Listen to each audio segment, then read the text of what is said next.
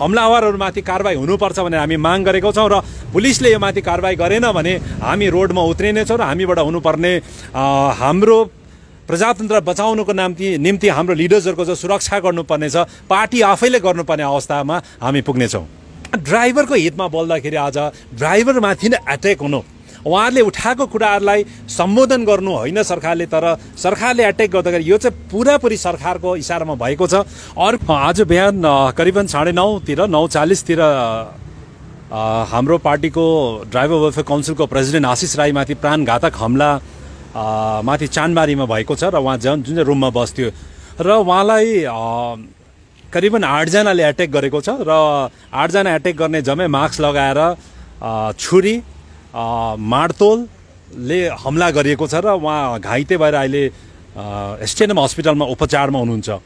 र उहाँमाथि प्राणघातक हमला एकैचोटि आज बिहान गरिएको छ र यो विषयमा अहिले हामीले यहाँ सदर थानामा आएर एफआइआर गरेको छौँ, एफआइआर लज गरेको छौँ र हामीले पुलिसलाई भनेको छौँ कि 24 घण्टामा उहाँहरूमाथि कारबाही हुनु पर्यो, एरेस्ट हुनु पर्यो। किनभने गान्तोक जस्तो सहरमा आज ब्रोड डे लाइटमा बिहान 9 साढे 9मा नै आज पुरा मास्क लगाएर 8 जना कहाँको मान्छेहरू आएर यसरी प्राणघातक हमला गर्नु चाहिँ यो सिक्किमको प्रजातन्त्रमाथि हमला हो र सिक्किमे समाजमाथिको हमला हो। यस कारणले गर्दाखेरि यो अति नै दुःख लाग्दो कुरा। केही दिन अगाडि पश्चिम सिक्किममा टाँसिडिङमा आनन्द राईमाथि हमला गरियो र त्यस्तै तरिकाले यहाँनिर पनि हमला गरिएको छ र आज सिक्किममा असामाजिक तत्त्वहरू यो जो छ, यो असामाजिक तत्त्वहरू चाहिँ जो मान्छेले चाहिँ सरकारको कार्यक्रम, सरकारको पोलिसीलाई विरोध जनाउँदैछ, उहाँहरूमाथि एट्याक हुँदैछ भने यसबाट स्पष्ट हुन्छ कि यो आज रुलिङ पार्टीको हात छ र रुलिङ पार्टीले नै यो आक्रमण गराएको हो। यस कारणले गर्दाखेरि अहिलेको यो सरकार टलरेन्ट छैन, इन्टलरेन्ट सरकार छ र उहाँहरू प्रजातन्त्रलाई मान्दैन। हामीले बार बार भनेको छौँ र यो अहिले रुलिङ पार्टीकै निर्देशनमा यो एट्याक भएको छ र यो हमलावरहरूमाथि कारबाही हुनुपर्छ भनेर हामी माग गरेको छौँ र पुलिसले यो माथि कारबाही गरेन भने हामी रोडमा उत्रिनेछौँ र हामीबाट हुनुपर्ने हाम्रो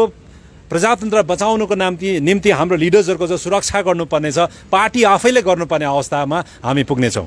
किनभने उहाँले अहिले जुन चाहिँ आवाज उठाउँदै हुँदैछ आशिष राईले सिक्किमे ड्राइभरको हितमा आवाज उठाउँदैछ, सिक्किमे गरिबहरूको आवाज उहाँ बनिरहेको छ, सिक्किमे बेरोजगारको आवाज बनिरहेको छ। त्यस कारणले गर्दाखेरि उहाँको आवाजले चाहिँ कसलाई नोक्सान हुँदैछ भन्दा रुलिङ पार्टीलाई हुँदैछ। लागि उहाँले कतिवटा मुद्दा उठाएको कारणले गर्दाखेरि सरकारले आफ्नो फैसलाहरू वापस लिनु परेको छ भने उहाँ ड्राइभरको हितमा बोल्दाखेरि आज ड्राइभरमाथि नै एट्याक हुनु, उहाँहरूले उठाएको कुराहरूलाई सम्बोधन गर्नु होइन सरकारले, तर सरकारले एट्याक गर्दाखेरि यो चाहिँ पुरापुरी सरकारको इसारामा भएको छ। अर्को कुरा चाहिँ गान्तोकमा यसरी चाहिँ असामाजिक तत्त्वहरू यो सिक्किमदेखि बाहिरबाट ल्याएर गान्तोकमा राखेको कुरा अस्ति डिजिपीलाई म स्वयंले खबर गरेको र गान्तोकमा कुन चाहिँ जग्गामा राखेको छ, कस्तो कस्तो गाडीको प्रयोग हुँदैछ हामीले जम्मै इन्फर्मेसन दिएको र आज पनि उहाँमाथि एट्याक हुँदाखेरि चाहिँ स्कर्पियोमा अगाडि र पछाडि दुईटा नम्बर प्लेटलाई छोपेर एट्याक गरेको छ। भने चाहिँ गान्तोकमा खुलेआम गाडीको नम्बर प्लेट छोपेर चाहिँ कसरी गाडी कुदाउँदैछ, कसको आँटमा कुदाउँदैछ, कसको इसारामा कुदाउँदैछ। यस कारणले गर्दाखेरि यो गम्भीर विषय छ र यहाँनिर रुलिङ पार्टीले आज जम्मै बाहिरबाट मान्छेहरू ल्याएको हाम्रोमा खबर छ र बाहिरबाट आएको मान्छेहरूले यसरी सिक्किममा अशान्ति गर्ने प्रयास गर्दैछ र यो चाहिँ सरकार जवाबदेही हुनुपर्छ। सरकारको काम हो हरेक नागरिकको सुरक्षा गर्ने, तर आज सरकारले नै नागरिकको ज्यान लिनमा अगाडि आएपछि कसको के लाग्छ। त्यस कारणले गर्दाखेरि हामीले जस्तो खबर पायौँ केन्द्र सरकारको होम मिनिस्ट्रीमा हामी खबर गरिसकेका छौँ र होम मिनिस्ट्रीमा हामीले आफ्नो कम्प्लेनहरू दर्ज गरिसकेका छौँ र अब हामी डिजिपीकोमा जानेछौँ, त्यहाँदेखि गभर्नरलाई पनि हामीले अपोइन्टमेन्ट मागेको छौँ, गभर्नरकोमा जानेछौँ र गभर्नरलाई पनि हाम्रो कुरा राख्नेछौँ। यसलाई एउटा पुलिसमाथि भरोसा छ, विश्वास छ कि म स्वयंले यहाँ अहिले सदर थानामा यहाँको अफिसरसँग बातचित गरेको छु, उहाँहरूलाई जम्मै कुरा बताएको छु र हामीलाई एउटा विश्वास छ कि कोही न कोही पुलिस अफिसर त कोही न कोही पुलिस त निस्किन्छ होला सिक्किमको लागि स्ट्यान्ड हुने, खडा हुने। कसै न कसैले त सिक्किमलाई माया गर्नेहरू छ होला भन्ने हामीलाई अझै पनि पुलिसमाथि आशा भरोसा छ। तर यो पनि अन्य केस जस्तै अघि एउटा कोसिस गरे, कोही पत्ता पाएन, कहीँबाट थाहा पाएन भनेर सरकार